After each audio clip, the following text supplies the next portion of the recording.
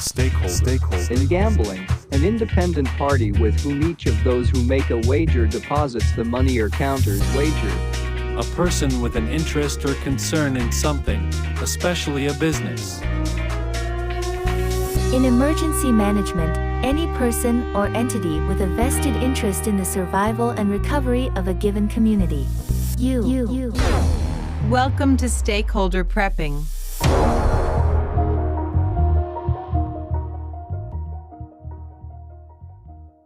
Welcome back to Stakeholder Prepping, where you, yes, you are the stakeholder in your own survival. We are your hosts. My name is Chris. And I'm AC. And today we're going to do a little rundown of some of the more advanced things in our bags. This is the A bag episode, which is kind of an acronym, but not really. It's just the advanced bag. And so it's not the A Bob or the A Bib or whatever. This is all the bags. I think this is kind of cool because, Chris is very focused on some of the bug out bags and the bug in bags and the survive in place kit type stuff. And for me, I really just have a get home bag. But I think the items that we're going to have here they're pretty universal, right? These are things that could probably make it into all the bags. They probably make sense for all the bags, right, I Chris? would say so, yeah. And anything can be an acronym as long as it makes sense when you spell it out. So, A bag. That's right. Advanced bag for advanced, it's the advanced going. bag. Yeah, I like it. ABAG. It's the advanced bag. There you go. So anyway, this is the advanced bag episode. So we're going to kind of do a deep dive. We've talked about this a little bit in the past, is having your bag, and we talked about this even in last episode about having your bag and kind of the things that have to be in there, whether it's the food, the water, the extra shoes, things like that. Things that I think ideally everybody knows about. Everybody has these things. So, but these items, we each came up with 6, and I'm gonna bet that everybody is going to find at least one thing in here that, one, makes sense, and 2, they didn't think about. This is kind of like our AFAC episode, where these are some of these sort of advanced things, and hopefully it gives you an idea of the readiness levels it can take for, I guess, even a small emergency, right? I think that's 100% accurate, and we are diving into our own bags. So this is all real world stuff that we have ready to go at that moment's notice. So yeah, maybe you do have some of these things, maybe you even have all of them and they're in your bag ready to go already, but maybe this is something that you've never even considered. And either way, we're going to give you a rundown on some of the more advanced stuff, or kind of, I don't want to say the weird things, because they all do have a very specific purpose. They're not super niche, but these can go in your bug out bag, your get home bag, your inch bag. They can just go in your vehicle as part of your I'm ready to take on the world kit. Some of them can even be part of your EDC. So it really depends on where you want to go with it. But I don't think you're going to have everything that's on this list in your bag. No, I don't think so. So with that, I guess you want me to go first? Yeah, go ahead. All right. Okay, well, I will start first then. So this one might be kind of mundane a little bit, but bear with me here. I'm gonna say the air cushion, like an ass pad, if you will, and it's kind of specific brand wise. There's a couple I like. Climate is one, KLYMIT, and you may know those guys, Chris. They make some really high end bags, like sleeping bags and stuff like that, and air mattresses. You probably know them. They make a lot of really high end mountaineering equipment and stuff like that. Yeah. So I have it's just like an inflatable seat cushion, and the other brand is Sea to Summit. These are both on the more expensive side. These might be $20 or $30 just blow up butt pads. But here's the thing. Here's why this is important. Is they're kind of chambered, these ones, the more expensive ones, the nicer ones. And the reason they're chambered is so they take less air and less space. So they have like sort of these little angled chambers in them rather than just kind of like a blow up pillow or something. So here's the idea is, in my get home bag, you might always just need to take a seat. I'm telling you, sitting on, the hard bleachers versus sitting on a nice air cushion, that is nice. That's the obvious use for this. But there's a couple other uses. The pillow. If you've ever had to, and Chris, I'm sure you have had to sleep on the dirt before, right? Many a time. Yeah, and I am very good friends with the ant hill in Georgia. right, and so sleeping on the dirt, using what was that? There was I think it's a George Lackey book, maybe one of the Band of Brothers guys. He's got it's called a helmet for my pillow, right? You may have used a helmet for your pillow in the past, right? I So have used an assault pack. I have even just taken the Rhino mount for my night vision and hung it in one of the straps in the striker and just hung my head there. see, that So I sounds was terrible. still, yeah, it was not good. And had we hit a bump, I probably would have snapped my neck, but I So was so tired I didn't care. right. So here's the thing, having something like this that you can inflate, and you don't have to inflate it all of the way, so you can kind of fold it up a little bit, or you can put it in the pack inflated. But having something like that as a pillow, if you ever need to sleep on the ground overnight, it's going to be a lifesaver. It is the difference between like a 3 out of 10 sleep and a 6 out of 10 sleep. I mean, it absolutely is. So using this little air cushion, blow it up a little bit, use it as a pillow, big deal. The other thing is as an impromptu flotation device, because this has kind of like this angled chamber design there. It's a little harder to completely deflate, which is actually nice. But we talked about this in one of our other episodes that you only need about 7 to 10 pounds of positive buoyancy to float a person. So when you think about that, like if you could blow up a little pillow like this and put a 10-pound weight on it, if that thing doesn't sink to the bottom, that has enough positive buoyancy to float a person. So, regardless of size, like whether you're 300 pounds or 130 pounds, It doesn't just matter, seven man. to 8 pounds of buoyancy will float W- you. We are all the same when it comes to being underwater because we're mostly water, regardless of how big you are. Yeah, so they say 7 to 12 pounds, and that's even erring on the safe side a little bit. But it's funny to think about that. That yeah, if you have something that can simply float 10 pounds in the water, that will keep your head above water. So it's kind of crazy to think about it like that, but it really doesn't matter on the size of the person. It might matter maybe on the density of the person, but as far as just whether you're 150 pounds or 300 pounds, yeah, if you got 10 to 12 pounds of neutral buoyancy, you're going to be fine. See, this is where I wish I knew the science back when I was a kid, because when I was a lifeguard and teaching swimming lessons, one of Hmm. the rescue swims that we taught was if you get into the water and you're fully clothed, take your pants off, tie the ankles in knots, and then basically create your own flotation device. Yeah.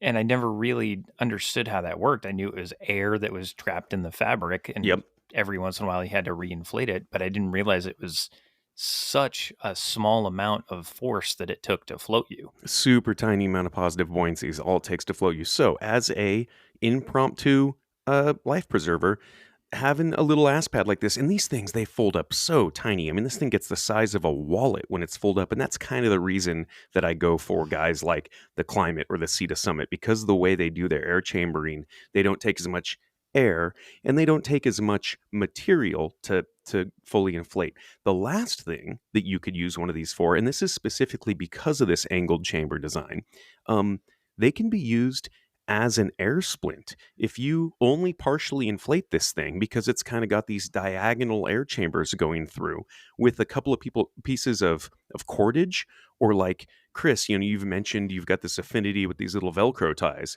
If you had a couple of those, you could make an impromptu air splint with one of these as well. And that's the kind of versatility that we're looking for in these advanced items, because you're Right? not just talking the old school, like, save your ass from getting numb on the ballpark bench. That's right. Yep. Yeah, that's exactly right. No, this is an advanced item, and you pay for it, because I've got some of those little ones, like you get them on Amazon for like $4 or $5, and it's just this little it's a single seam two-piece of material. They are definitely going to leak the second you hang on one of those in the water. They're definitely going to kill you. But these are well built. So the Climate brand or the Sea to Summit, both of those, and I'll put links to both of those on the blog. But that's the other thing is, keep in mind, these aren't meant to like be flotation devices. So if you go out and you drown because one of these things ruptures, that's not my fault. But I'm telling you that in an emergency situation, I would rather have a brand like this, a reputable brand, versus the $5, yeah, inflatable, save your butt on the bleachers type cushion. So I think there's a lot of versatility to buying one of these type rather than like you were mentioning, just the normal everyday blow up. It's basically a bag with a little air tube in it. And these are all things that I will say, for the most part, you're going to get what you pay for. So Absolutely. to kind of derail for just a second, I want to bring up planned obsolescence. Mm-hmm. And we all experience it with, light bulbs going out before they're supposed to, or Refrigerators. refrigerator coils. I mean, it could be anything. Your computer starts slowing down after like 3.5 years and it Yep. just continues to slow and slow and slow. You could have the best antivirus software on the planet and it's going to do it because they That's want you right. to buy a new computer. Yep. These Climate and Sea to Summit, these more expensive versions, you can get a cheaper version on Amazon from China, sure, 100%. but you're going to get what you pay for. I have a Nalgene bottle, like the old school wide mouth Nalgene brand bottle. Yep. Before the whole BPA free thing came Yep. out. It is 27 years old and I still use it. That is my bedside water bottle. Yeah. I No, have they dropped it off of mountains and Sure. it still y- keeps ticking. This is one of those times where you do absolutely get what you pay for. I was thinking about, dude, the refrigerator, like in my mom's old house, that thing was probably, I bet that refrigerator was from like 1980 and it sounded like a 2-stroke motor. And I guarantee you that refrigerator is still going strong. But the nice, fancy side-by-side stainless steel with like the computer built-in one that says that it takes as much power as like, a single LED light bulb, that thing is going to last for exactly like 5 years, and then it's going to take a shit. A year and a day past the warranty, probably. It's the day after the warranty's up. Yep, going by another one. So, anyway, okay, let's stop complaining about that. But what's your first one? So my first one, I went with kind of an attachment. It's a dump pouch, and 100%. they come in all kinds of sizes, shapes. I mean, you can get them from the huge ones are like 10-liter bags, and some of them are even waterproof. The smaller ones are around the size of a pop can or a beer can, and it's just a small pouch. Doesn't have to, do anything but hold stuff, but that's an extra pocket for you. And if you find something on the road, if you find something that you need to take with you or may have other intrinsic value besides just its face value, they're excellent. I've got several that are wrapped up in my bag. And if I find something that I need to take with me, I can then just pull it out, unroll it, attach it to my bag, and my bag hasn't changed other than now it has an extra attachment point.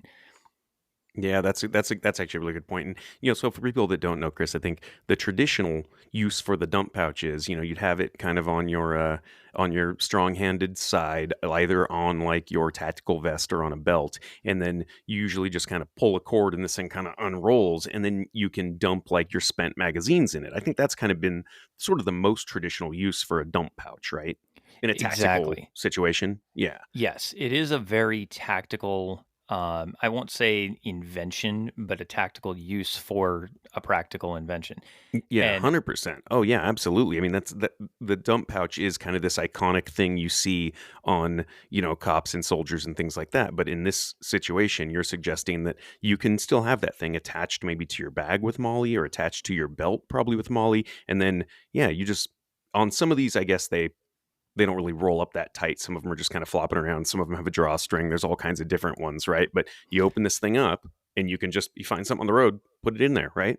there are, and yes, there are versions that have an elastic band, so once stuff goes in, it doesn't come back out. There are kind of the trash bag style where it's just an open piece of fabric. So if it's 8 inches across at the top, it's 8 inches across at the bottom, and there's nothing holding anything in, but it's super deep. There's different versions that are waterproof. There are even different versions that you can have with Molly attachments on the outside of them so you can attach stuff to your dump pouch. Right. Yeah. Just all kinds of attachments and doodads and gizmos. Yeah, just having something where you can expand your portability of materials without dynamically changing your loadout. So, for instance, as an example, if I attach that to the backside of my backpack, The only thing that changes is the weight of whatever I have in the dump pouch. I'm not trying to put it down my legs so then I have to walk crooked or walk funny to kind of push stuff out of the way because it's heavy. Everything just got a little heavier on my shoulders, but it stays on my shoulders. That's why I like having the dump pouch, and it is readily accessible for me. But I've got 3 or 4 of them depending on my need and the size that I need. I can just switch them out. Yeah, I really like that. Mine is a Maxpedition. I've mentioned those guys before. I do really like them, and it's kind of cool because it folds up into. I mean, it kind of looks like a puffy wallet, and you can put it. It's MOLLE attachment, so you could put it on a belt or you could put it on your tactical vest, and then you just sort of like rip a little piece of Velcro, and it unrolls, and then that piece of Velcro that you ripped now becomes like the closure top, and it's got a drawstring. So it's kind of a multi-versatile one of these. And I love it because, yeah, you're exactly right. You've got this thing on your belt. It's not flopping around or anything. And then if you come upon something that you need, you just open this little thing up, it flops down, and you can just load things in very, very quickly. And that's kind of why I think it's called the dump pouch, because you're just like, man, I just need to dump like something. Usually like a spent mag, I think is really traditional. But, with me, even think about your walking and you've got your water bottle and you empty that water bottle. Now you want to hang on to that water bottle, but maybe you don't want to stop and open your pack and readjust. You just dump that spent water bottle in the dump pouch. And then when you do have time to stop along the road or the trail, then yeah, you can rearrange yourself, right? It becomes the kitchen junk drawer of bug out. Yeah, it Pretty is. It's much. it is 100% the bug out kitchen junk drawer. That's exactly right. God, that'd be a cool name for a dump pouch. But I got some tape and I got a toothbrush That's right. and I think I found a couple bunch- of rounds of 30 carbine. bunch of soy sauce packets, just nothing but soy sauce packets in my Yes. dump pouch. That's all it is. Soy sauce and Chick-fil-A Polynesian sauce. Yeah, the packet drawer, everyone's got one. All right, moving along. So my second one, and I bet a lot of people in the biz know about this, but I bet a lot of our listeners do not. And so I'm going to go with the Silcock key. And for anybody that doesn't know what the Silcock key is, this is a tool. It looks like a little mini four-way. You know the four-way you use to like take the lug nuts off of your car. It looks like that, but it's tiny. It fits in the palm of your hand. And this is a tool used to open and close spigots and sillcocks. A sillcock is like the hose bib or the spigot on the outside of your house. Now, they're often used to access faucets like outside of commercial buildings. So if you think about a commercial building, and because you didn't, they're kind of hidden in plain sight. If you walk next time you walk by a commercial building, look, there's going to be a little box or a water spigot on the outside, and it's going to look like it takes like a little mini socket to open. And that's literally so people don't just like open these little things and turn the water on without authorization. So they're kind of a universal tool. There's 4 different sides of this thing, so there's 4 different sizes. And these little silcocky things, you can just on the outside of a commercial building that has these sort of tamper-proof faucets, you can just open these faucets right up. Now, why is this important? Well, if you think about it, large commercial buildings, they generally have a lot of water left in the lines. So if the water stops flowing, let's say the water is out in a city, there probably is potable water in the lines of these giant commercial buildings. And if they're multi-floor buildings, they're going to have a lot of water pressure just built into the lines. So you could stop by one of these buildings, open up the sillcock on the outside, and that water is going to drain out even if the water is no longer flowing to the building. So that's one use. The other use is obviously if the water is flowing, but you don't want to hop into somebody's backyard when shit hits the fan when you're trying to get home and start, dicking around with somebody's hose bib cover. Now, these commercial buildings, they're likely going to be abandoned. Nobody's going to be working at the toilet paper factory, when shit hits the fan. So as you're walking home, you can, oh yeah, I mean, you're right. The toilet paper probably is, there's some money there. Toilet paper factory and shit hitting the fan. Yep, Yeah. that works. And there's probably going to be looting at the toilet paper factory. So let's pick I don't know, the brick factory or something. I don't know, but there's going to be nobody there when shit hits the fan, right? So that's another thing. Now, the other thing with the large commercial buildings like that is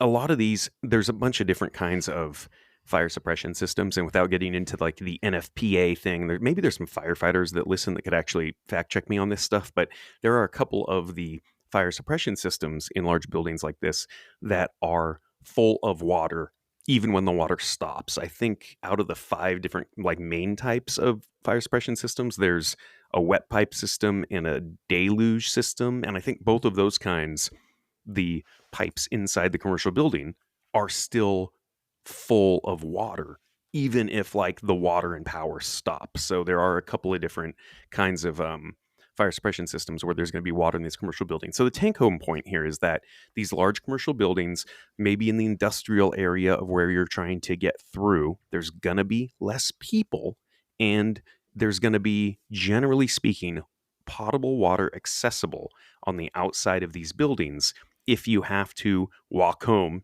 in a shit hits the fan type of situation. And there's probably not going to be people there. There's no reason to be there. They're all going to be looting the Costco. They're not going to be in the industrial area of town at whatever, some giant industrial warehouse building. That's a good point. And as far as the fire suppression, I used to work construction way, way, way back in the day. Mm-hmm.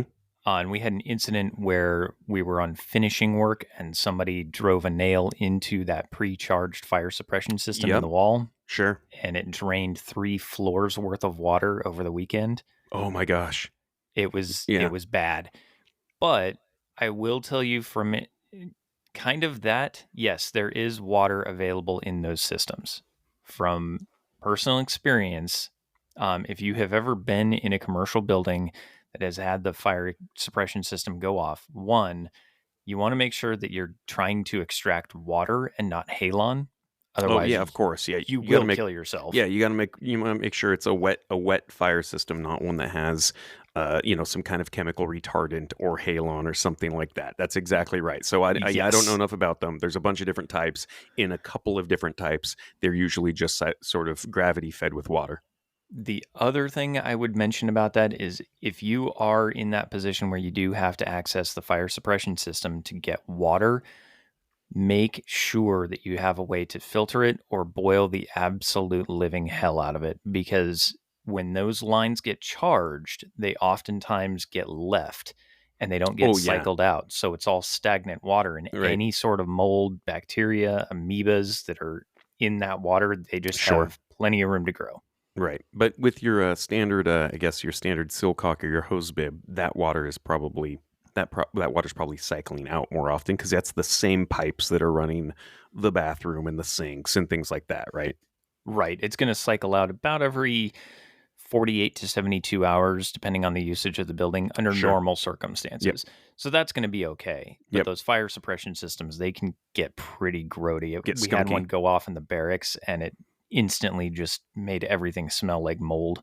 It was bad. I had a warehouse job once, and a guy had hit one of those little bulbs with a forklift, but it was like a dry pressurized system. So basically, it pissed air out for, I don't know, 10 or 15 seconds, long enough for us to go run and hit like the emergency shutoff, and water just sort of dribbled out. But it was one of those things where the lines were totally charged with air until the water got to that point in the line where the break was. So we didn't actually get any water out. But I have seen that kind of thing happen. So there are like positive pressure with air systems, and then obviously, like you said, there's halon or chemical charge, but some of them are just like, full of city street water. Yep. And if you do that and drink it, you are almost guaranteed to need a contingency medical antibiotic kit, because hey, we've got those too. Just you have died of dysentery for real this time. What's your number 2? I've got to go along the medical lines. I'm going to go with ibuprofen, specifically ibuprofen. Sure. And there's a few reasons for it, because if you are on the road, if you do have to walk, especially if you are not used to walking, with your pack, with a load, now all of a sudden you have additional stress on your joints and your muscles. You're going to wear out faster. You're going to, miss a curb and roll an ankle and have to use your air pillow as a splint. Like, having ibuprofen takes down the swelling. It can also help with minor fevers. I mean, there's a ton of things that ibuprofen can do. You can get it over the counter. It's going to help. It's not going to be just an all of a sudden my pain is gone. But in that type of situation, every little bit helps and helps to improve your odds of survival for the next iteration, the next challenge. And that's what you want to get to. So just having a bottle of ibuprofen, and I carry one in my EDC, it's small. It's one of the little like chapstick sized tubes that fits 15 pills or so. Just something like that that you can keep in your pocket, your purse, your pack, whatever. That's going to be a lifesaver if it ever comes to it. And I can't overstress that enough. Yeah, I think that's actually a really good point. People don't realize that if you're not someone who goes and runs out or cranks out marathons, or or when you do, you've got the right shoes for it. People don't think about the fact that you're going to put a pack on, and then you may have the wrong shoes, you may have the wrong socks, your shoes might get wet, you may be dealing with blisters, and you think you're just going to like hoof it with a backpack on 50 miles home.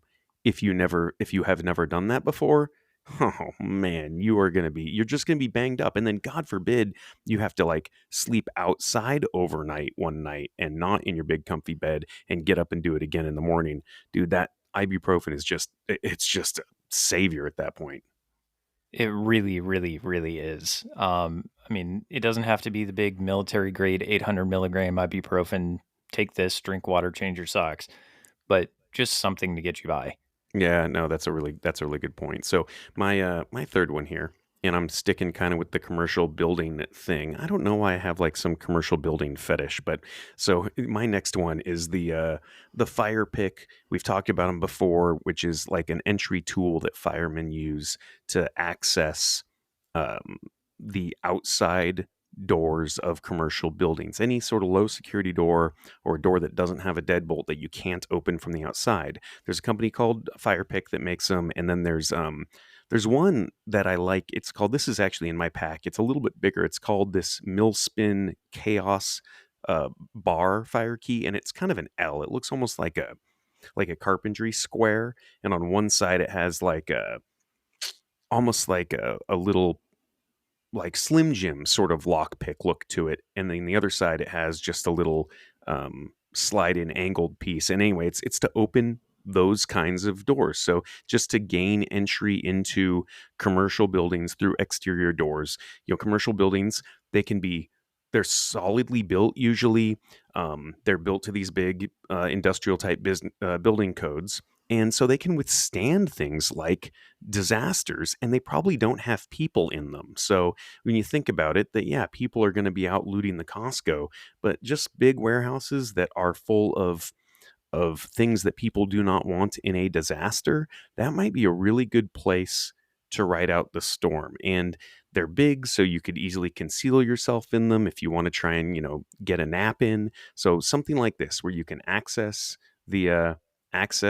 these doors on large commercial buildings, any door that would have like a bar that you push to get out of, that probably doesn't have a deadbolt. And so you can use these access keys, and they call them, they're like non-destructive keys, because you don't need to do any damage to get into these doors. But then you could gain access to some of these larger industrial buildings. And if you've got the fire pick and the Silcock key, then you likely have access to potable water in almost any situation.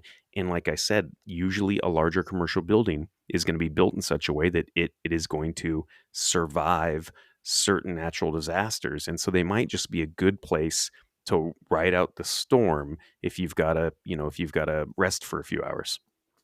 And those fire keys, depending on the year of installation, according to NFPA, I believe, if I have my codes right, you also gain access to elevators and elevator shafts. You know what? I think that's what that other thing on the end of this chaos key is. It looks like something on a Slim Jim, like more of a little square PC hook, not like something you'd use to slide down and open a lock. So I bet that's what that is on the other side of that chaos key. It might be for elevators. I think it's an elevator safety key. So you can open Oh. the exterior doors, or you can stop and start the elevator from inside it. Oh, that's genius. Yeah. So yeah, actually, maybe even a really good place to write out some kind of disaster, right? Inside the elevator, assuming you can get in and out without electricity. That's actually a really good idea. So for my number three, kind of going a little bit left field here, but bear with me. Okay. This is something that we keep in our bags. We have an edible plant guide, which is also a toxic plant guide. And we use it as far as if we were ever on the road and had to kind of supplement our food stores while we're on the road, or if we were going through an unknown area, having a guide with color photos can really help, especially if we're traversing like through the woods or unknown terrain and we're just not sure what's there.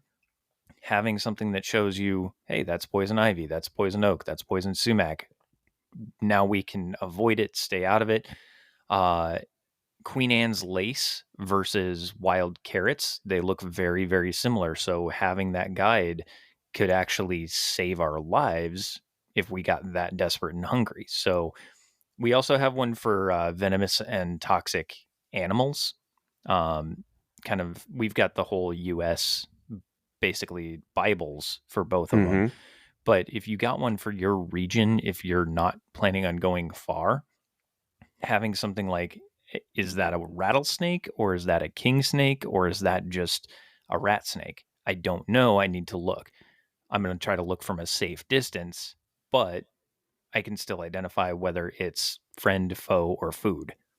Yeah, that's actually a really good idea. I like the idea of sort of supplementing the food that you're packing with you, because obviously we've talked about this, is that food is just weight, and you really want to carry just the bare minimum amount of food with you, because it is going to be heavy, but you definitely want to make sure you have enough because you are going to be burning calories. So being able to supplement those MREs or those protein bars or those granola bars or that beef jerky or whatever you've got in your pack, being able to supplement that um, while you're bugging out or trying to get home with whatever the local flora is that is edible. That's actually a really good idea. I like that.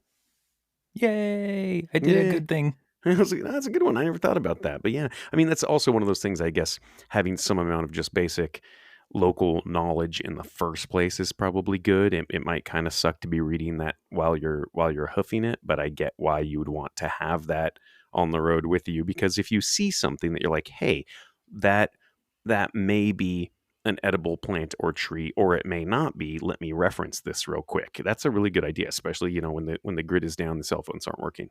And like I said, we got the full like 500-page Bible version of it. Oh, sure. There are like the most common ones in North America, and they make little placards that you can get that are about the size of a Yeah. postcard. Yeah, I was thinking about that, like the laminated trifold thing. I think I've seen things like that. Yeah. That's the one I'm thinking of. Okay. They make flashcards of them as well. Oh, So yeah, just kind of sure. depends on what fits your needs. You can find them on Amazon.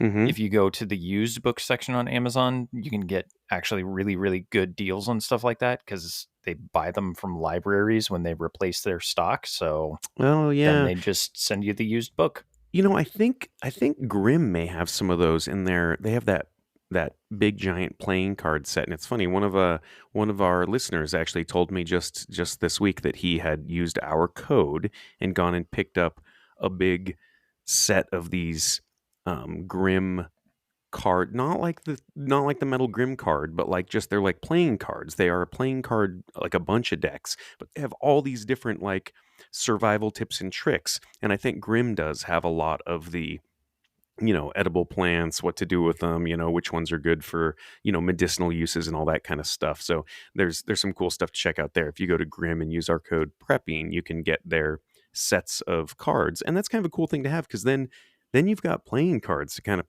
pass the time when the power's out, but they have just all this useful information on them. It's actually a really cool thing, and I didn't know Grim made those. I get their monthly card that like they just include a couple little like tips and tricks cards, like it might be a knot tying card or some shit like that. But they actually have these entire decks of cards, and I want to say they have 5 or 6 different playing card decks that all have different focuses, whether it's, plants and animals, or it's medical uses, or, not tying or whatever. So anyway, And kind of cool. keep in mind that any and all of our codes, if they're active codes, they're going to be on our website, stakeholderprepping.com. You can find the episode that you're looking for and look for individual links to products that we mention. Down at the bottom is all of our discount codes. So if you are looking for new maps, you can follow the link directly to MyTopo. If you're looking for something from Grim, we've got a link there. Same with Contingency Medical. Just everything that we do, we're doing for you, and we try to make it as easy as possible. So if you're looking for one of these codes, don't worry about trying to write it down. Just visit stakeholderprepping.com and scroll all the way to the bottom. That's where our discount section is going to be. Yeah, that's actually that's a good middle of the show plug there, because I know we've had a couple of listeners lately. They've been like, "Hey, I was trying to take notes during your show and I'm trying to Google things and I can't quite find what you're talking about." I'm like, "We have a blog, and we do take some time to make sure we fill everything out on there. So if you go to stakeholderprepping.com, go to the episode, and yeah, you're exactly right. Everything we mention here, there will be a link to that item and where to find it. And then if you scroll past the blog on the bottom, all the discount codes that we have secured for you, they're all right there. Most of them are just prepping, but yeah, it's pretty easy. And if you message us on Facebook, we are actually going to try to help, whether Every it's time. finding a bulk deal on MREs or ammo. We've done both of those. We've also helped with software packages for old school GPS models. We've done all kinds of things. Just Yeah. I don't mind putting in the research. No, me neither. Yeah, yeah. You can send us an email at stakeholderprepping@gmail.com, or yeah, Facebook Messenger. We're both pretty active on those. So, all right, let's move on, huh? Yeah. What is your number 4? My number 4. So my number 4 and 5 are kind of an either or, but my number 4 it's a K-bar master key pry bar, and these are really cool. I don't know if you've seen these, Chris, but this is made by K-bar. We all know the brand, and it's about a 13-inch long, like a personal use type pry bar. It's very flat. It's not like a normal pry bar. It's, like I said, 13 inches long. It's pretty heavy. It might be a pound, pound and a half. And then it has a kind of 4-inch axe-like cutting edge, like an actual chopping cutting edge. And then it has a big sort of traditional pry bar tip on it. So this thing, looks like a hand tool, like the size of a wrench maybe, but this can be used as a pry bar to gain entry to, uh, you know, windows and doors and things like that. It can also help you get out of things. If you're stuck in a vehicle, it can help you pry your way out of that or break a window. It's a beefy piece of metal. I don't know what type of metal this thing is, but like, I don't think you could bend it. It is just this massive, not massive. I mean, it's not like a giant pry bar, but it's the size of like a survival knife, but it's meant to be a pry bar. And then it has this really cool cutting edge on it. So if you can't pry something open, you can actually use this as a chopping surface, like a little mini axe head. And then it has a really cool hard plastic MOLLE sheath. So it slides in and clips in. It's got active retention, so you could have the thing right side up or right side down. And then you just push your thumb in and the whole thing pops out. But I was going to ask you this, what your opinion is on kind of the gray man when it comes to, get home bags or bug out bags, because I have this in my bag, but my bag does have MOLLE on the outside. It doesn't look like a super tactical bag. I use a Maxpedition bag. I think it's their Rift Core, but it doesn't look like a crazy tactical bag. It does have MOLLE, but it's more of that first spear style MOLLE where it's not the loops, it's just these little slits in it. But what's your opinion on, okay, shit goes down. I've got MOLLE compatible gear in my pack. Do I put that MOLLE compatible gear on the outside of my pack now to make it more accessible? Or is that going to make me more of a target because now I'm no longer gray man? I've got this big like K-bar multi-tool on the outside. Do you go back and forth with that?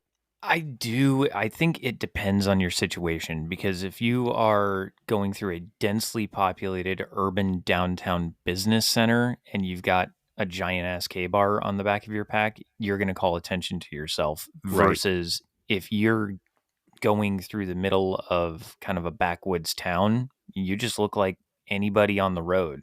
So there's advantages and disadvantages to having it on your pack or on your person versus in your pack.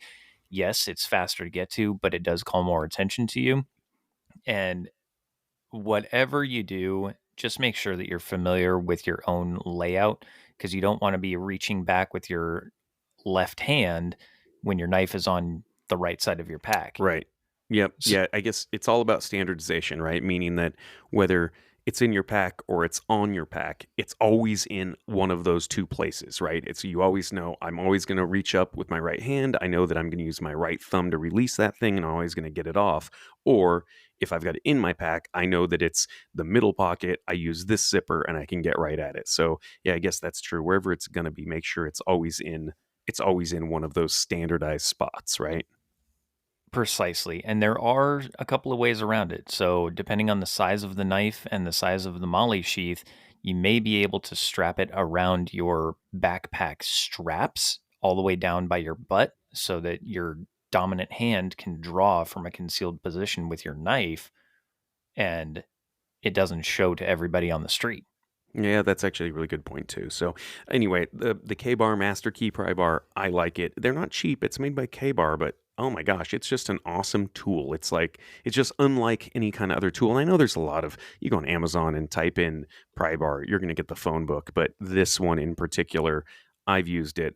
I can't hurt it, and it fits in your hand. If you wanted to do a 550 cord wrap on the handle, you could. If you want to do like a grip tape wrap on the handle, you could. But besides that, it's just a big piece of metal. It's got kind of the pry bar prongs on one end, and then it has kind of a little axe choppy blade on the other side. And it's a really good plane on the blade. Like it's not something that you're going to chip. It's something that is made as a chopping tool. And it's a little less ergonomic as a chopping tool because it kind of is the size of a knife. But yeah, check out this K-Bar. And again, we'll have links to that. But I really like it as far as, something to supplement your pocket knife and supplement your larger defense knife. This is really made as an entry tool or an exit tool. So that's my number 4. What do you have?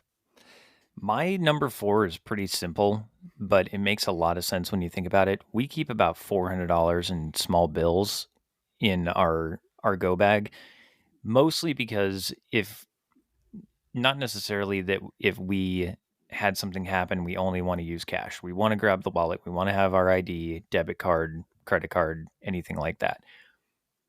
But in the case that there's a midnight tornado or a lightning strike and the house catches fire and we have to evacuate quickly, it leaves a little bit more room for error. So we don't have to scramble around looking for a wallet, looking for a purse.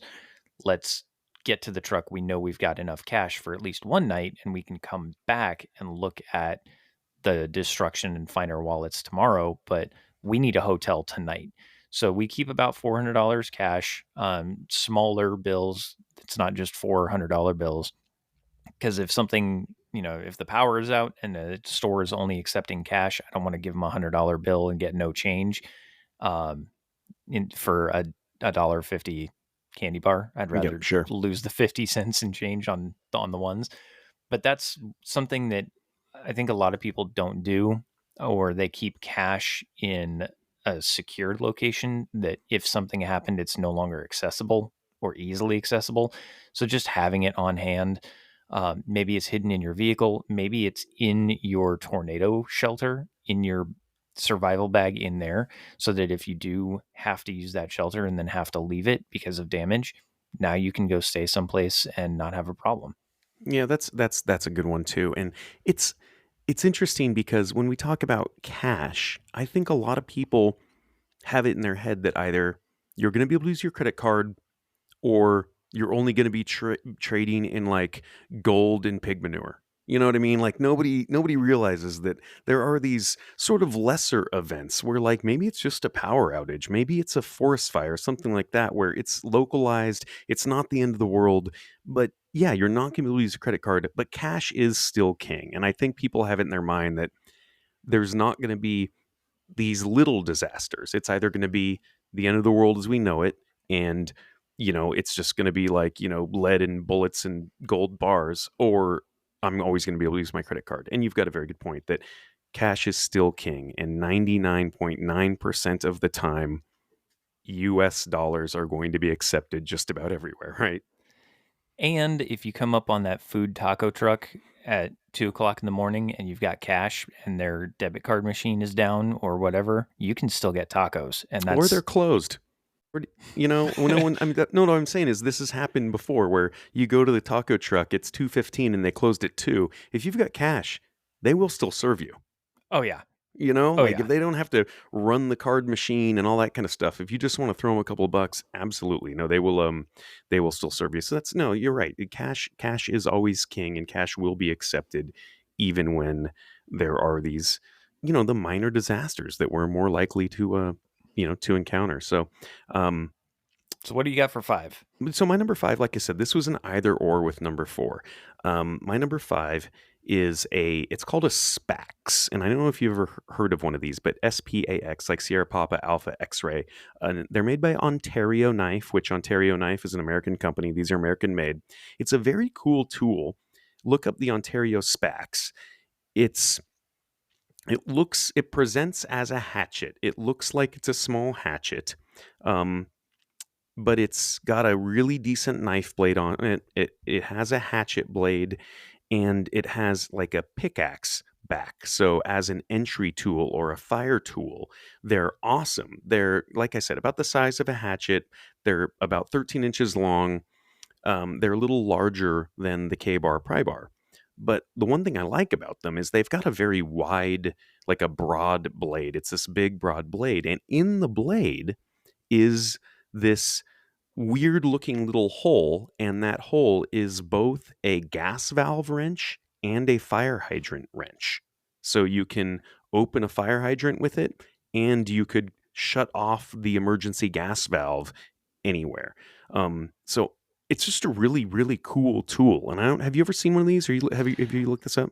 I have. It's almost like a cross between a crash axe that you'd see a fire department Yep. using and a demolition tool that you'd see a construction worker using. So you Right. could, escape through the studs in your wall if you're trapped in the door. You could just cut through the Absolutely. wall. No, absolutely. It is that kind of tool. And like I said, it's an either or because, and I'll tell you, this is my personal experiences. In my get home bag, I have that K-bar pry bar tool because it's simple, it's easy, it's light, it's tiny. But under the flip up seats in my truck, I have one of these Spax. Spaxi. I don't know what the Spax. Anyway, so Spanks? Spanx maybe. But No, anyway, those are pants. those are pants. I have one of these, but they make my ass look great. So I have one of these.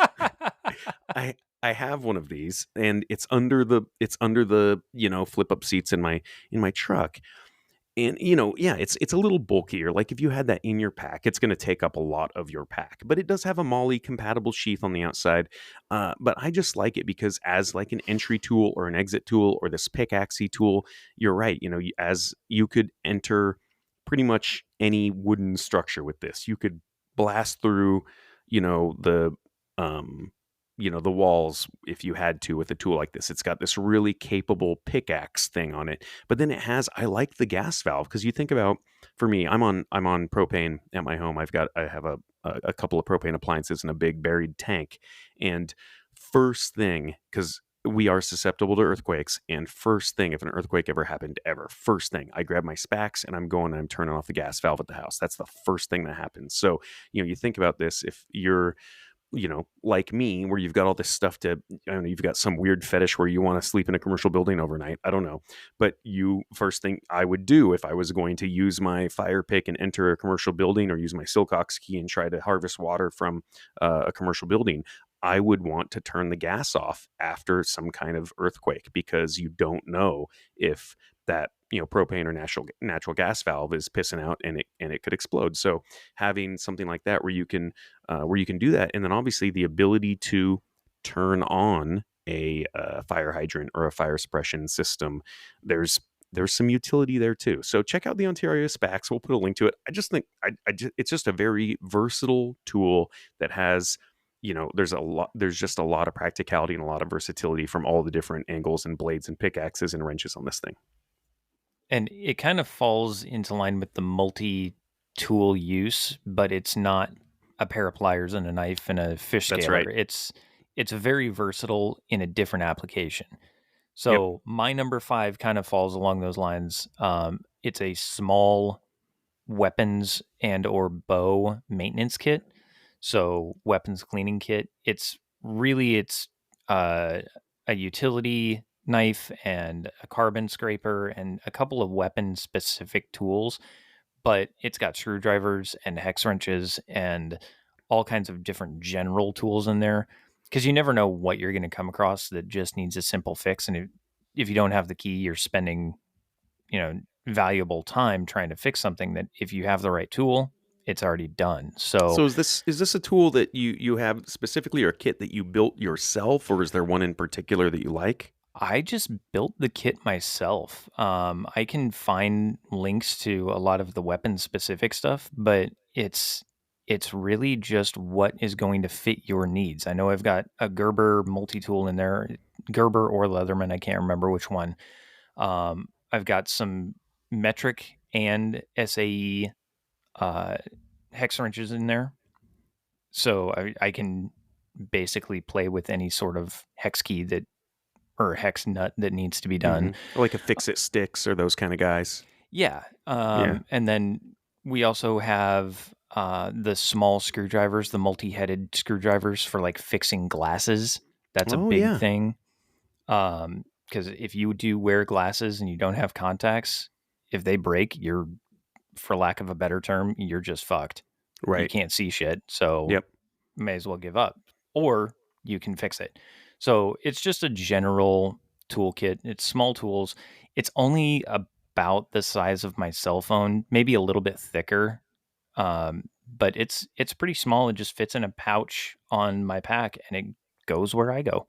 Yeah, I mean that's a good idea, because you think about it, if you're going unfortunately, if you're going to have to use a firearm, then you're going to have to maintain that firearm. And maybe if you're somewhere where maybe you aren't a gun guy, or maybe you're somewhere where you can't have or don't have firearms, maybe this is a kit for, whatever your other missile weapons are. Maybe this is an extra slingshot rubber band, or maybe this is to, your takedown bow or something. It's tools for that. But you're right. If you're going to maintain your weapons, if you're going to have to use them, you're going to have to maintain them, right? We do keep bowstring wax in there. Sure. Both of us have our own independent bows, so we do Mm-hmm. keep bowstring wax in there, which is also a really good fire starter. Oh yeah, sure. Yeah, wax It's is wax. Yeah. almost like chapstick, the Yep. size of it.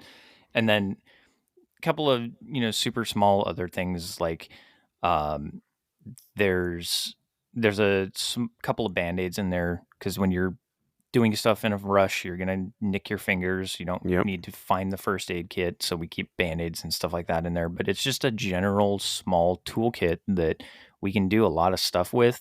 Just depends on what's needed. Yeah, so I guess this is something it's pretty custom to your specific loadout. Like if you've got a blade sight, you want to be able to adjust that, versus if you've got an integrated sight on the back of your firearm, you might need a different tool to adjust that. So this is going to be very specific, but I think you can probably come up with some stuff to get people started, right? Where we can just post some links to the kinds of things. Fix-it sticks are ones I like, and I've got a knife. I've got to see if they still make it.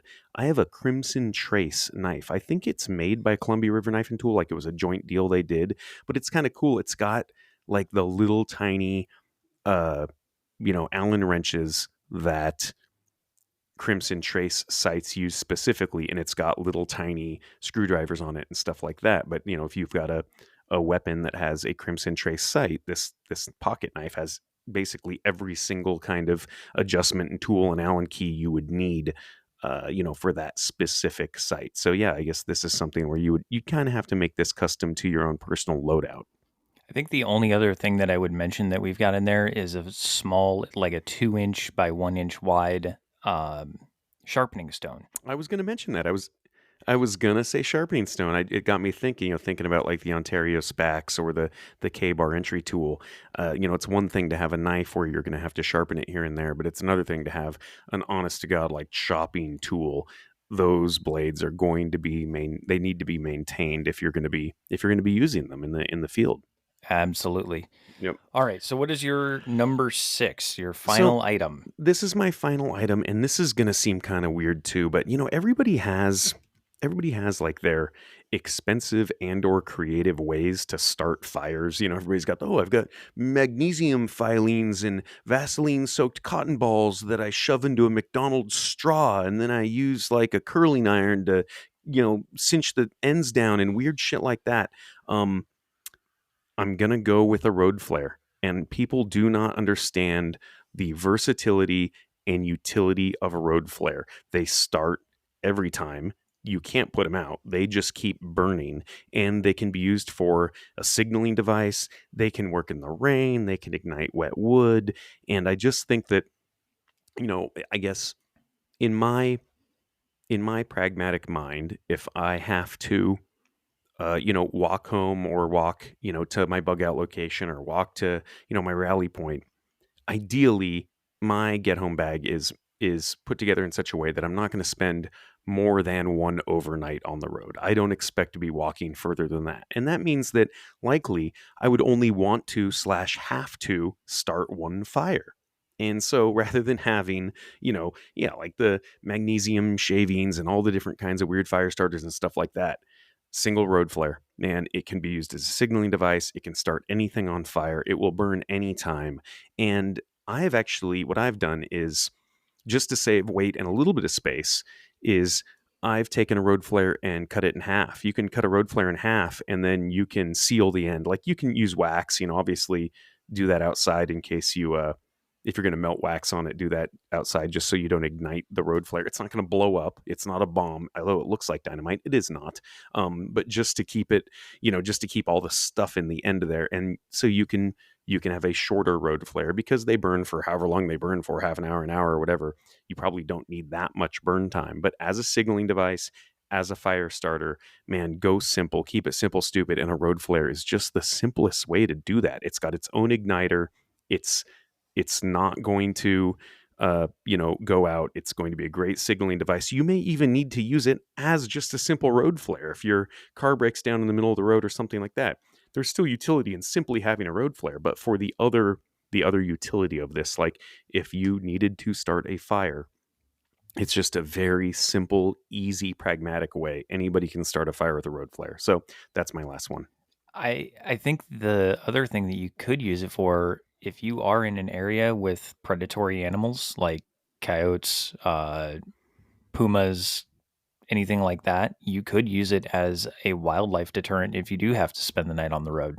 Oh yeah, absolutely. I mean, like, yeah, you're like Indiana Jones with the torch and the snakes at that point. Yeah, you can. 100%. Yeah, fire bad. Just missing the fedora. Yeah, That's the only piece that you're missing. But yes, so you're exactly right. Yeah, you could use that as a an impromptu. I'm not going to call it a weapon, but as a deterrent. Yeah, you're exactly right. That's a pretty good deterrent. So, yeah, what does your last one look like?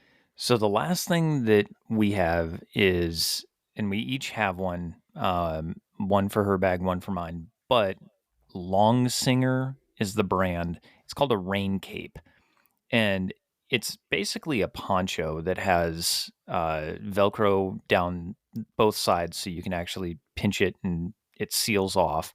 So you're not getting just wind blowing in. But it's designed so that it's large enough to go over your pack as well as you, not just over the pack, and you don't have to take off your pack to put it on.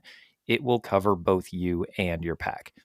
They are waterproof. You can get them with liners. You can get them without. Kind of depends on your terrain and your weather patterns and stuff like that.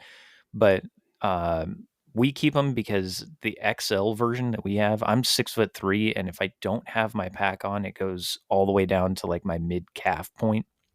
If I do have my pack on, it stops right above my knees. So I'm not getting super soaked even with my pack on. Nothing in my pack is getting wet or thereby heavier by being wet. So I don't have to worry about that. And with the Velcro, we can actually link them together if we need to and make a larger tent. You can also use it in an emergency if you absolutely had to. You could go and scoop water out of a lake and carry it around because it's waterproof. It's not going to leak on you. Oh yeah, you could use this as an impromptu like water bucket. Yeah, it's Wow. your Molly dump water Yeah. bucket. Yeah, that's So great. there's a lot of things that you can do with a poncho. It is not the cheap like gas station plastic that as soon as you pull it out of the packaging, it's shredded. Yep. It is a bit larger and it's a lot tougher material. I've rolled around in the backyard a couple of times, slipping in mud and falling. Just hose it off and it's good to go. But even with all the rocks and stuff in the backyard, I've never torn it. And this, I'm guessing, this is like a canvasy type material, but it's waterproof or something like that, right? I don't know Some kind what of, it's all synthetic. material it is. It's some sort of synthetic heavy duty nylon, I Okay. think, but um, it almost feels like a bivy sack. Got it. So it's likely going to be a lot quieter than those plastic gas station ponchos too, right? Absolutely. And you can get them in different colors. The ones that we have are black. If I go out into the backyard without the lights on, I disappear, even with a flashlight. So there's a lot of versatility to it, but finding the one that meets you and your needs and your budget, I think we spent like $35 a piece on them. But they are designed for the long haul overland backpacking. Yeah, no, that's a good idea. And yeah, you can use this in an impromptu tarp as well, right? Because I was thinking like, oh, having a poncho is good, but then you got to figure out how to put your pack over it. So okay, maybe it's just a giant poncho that goes over your pack, or maybe it's a waterproof, just the simple waterproof cover for your pack. But you're right. I guess there's a couple of different ways to accomplish this, but I like that idea because yours not only is it a poncho, it can go over your pack. It's waterproof. You can use it as an impromptu tarp or sleeping shelter if you have to. But then the ability to actually put a liner in it as well. That's another level of versatility because then you could just kind of hunker up, grab your knees, blow up your climate ass pad, and you could sleep under a tree if you had to. Bingo. I Yeah. like it. That's awesome. I dig it. Well, that was fun. That was cool. That's 12 items. There's no way everybody thought of every one of those or owns every one of those. There's definitely no way. But if you own all 12 of those items, send me a picture of them next to your feet, and I'll send you some stakeholder prepping handcuff keys. How's that? And a P38 can opener. And a bunch of stickers. And a bunch of stickers. Yeah.